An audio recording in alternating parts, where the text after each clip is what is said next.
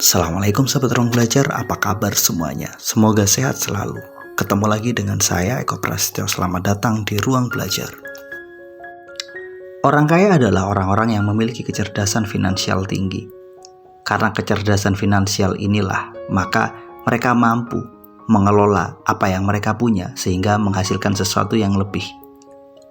Efek nyatanya, ya mereka benar-benar kaya.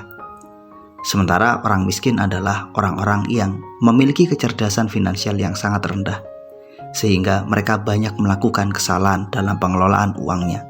Akibatnya berbagai kesulitan dan kemiskinan itu menjadi bagian yang gak bisa mereka lepaskan dari hidup mereka.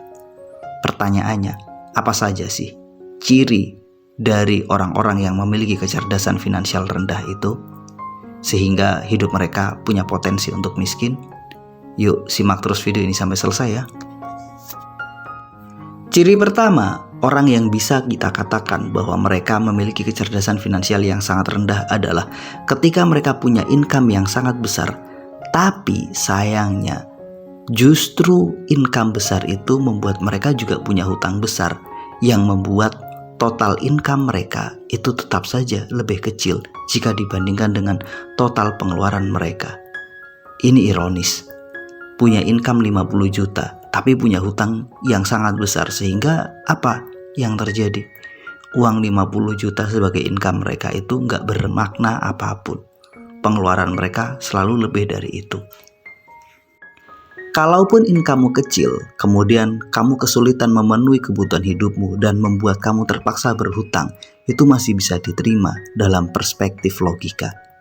Tapi kondisinya berbeda. Jika income-mu besar, tapi kamu juga punya hutang dan membuat total income-mu itu nggak mencukupi untuk memenuhi kebutuhan hidupmu karena kamu terpaksa terjebak hutang, ini baru konyol. Ini menunjukkan bahwa betapa rendahnya kecerdasan finansial seseorang tersebut. Padahal mereka punya modal yang luar biasa, yaitu penghasilan yang besar. Berapa banyak sih orang-orang dengan income yang besar tapi hidupnya susah? Punya income 100 juta tapi total pengeluarannya 110 juta. Punya income 50 juta tapi total pengeluarannya 60 juta. Ya sama aja bohong. Ini adalah sebuah ironi. Situasi ini menunjukkan betapa rendahnya kondisi kecerdasan finansial seseorang tersebut. Ciri kedua orang-orang dengan kecerdasan finansial yang rendah adalah income kecil tapi banyak gaya. Udah penghasilannya kecil, terbatas, tapi gengsinya selangit. Gaya hidupnya luar biasa. Mereka punya pride yang tinggi, punya gaya hidup yang sok keren. Nyatanya tetap saja income mereka gak seberapa. Gaya hidup yang serba berlebihan ini membuat mereka terjebak pada hutang. Lingkaran setan hutang ini membuat hidup mereka susah. Ya inilah ciri kedua dari orang-orang yang punya kecerdasan finansial rendah. Udah penghasilannya rendah, mereka sok keren lagi. Ciri ketiga seseorang memiliki kecerdasan finansial yang rendah adalah mereka ingin kaya tapi tetap saja menjadi seorang pekerja.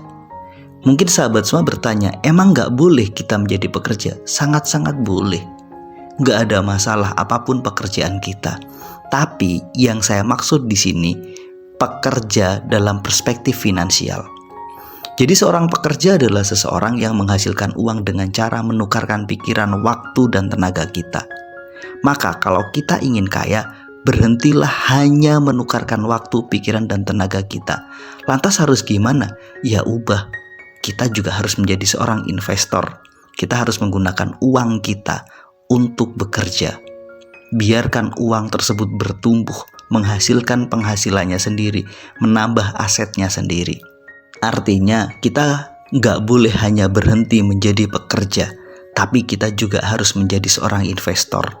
Jadi kalau kita ingin kaya, kita harus menjadi pekerja sekaligus juga seorang investor. Ilustrasinya begini, katakanlah kamu bekerja di perusahaan yang sangat besar dengan income 100 juta rupiah per bulan, tapi kamu nggak pernah serupiah pun menggunakan uang penghasilan tersebut untuk berinvestasi.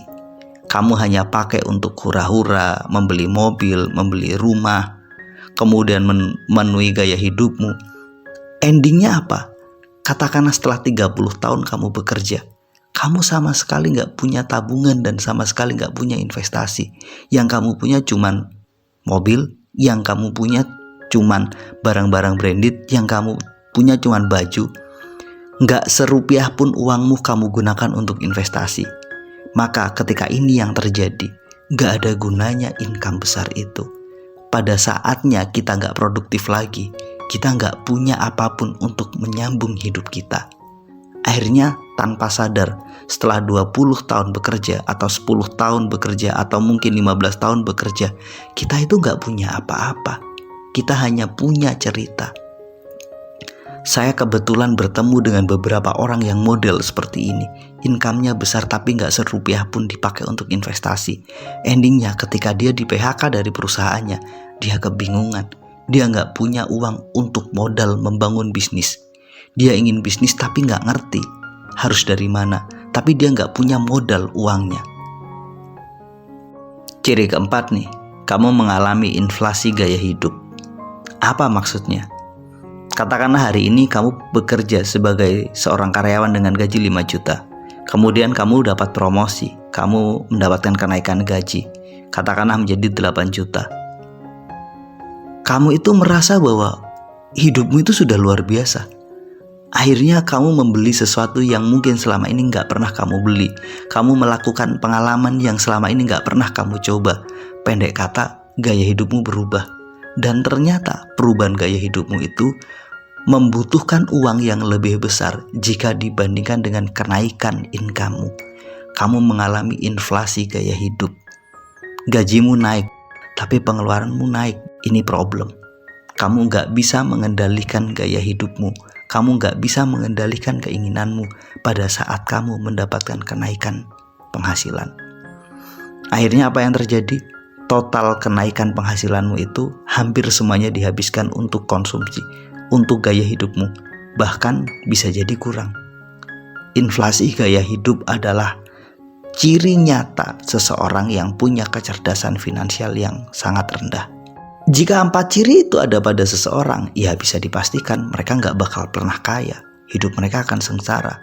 Jika mereka punya income besar tapi gaya hidupnya lebih besar dari income-nya, tapi mereka punya hutang, ya tetap saja mereka miskin. Atau sebaliknya, udah tahu penghasilan kecil tapi sok keren, kebanyakan gaya. Akhirnya yang terjadi apa? Ya kamu sulit, kamu berhutang sana sini. Atau yang ketiga, kamu hanya berhenti menjadi pekerja tanpa pernah menggunakan uangmu untuk investasi. Ya efeknya apa? Setelah selesai kamu bekerja, kamu itu gak punya apa-apa.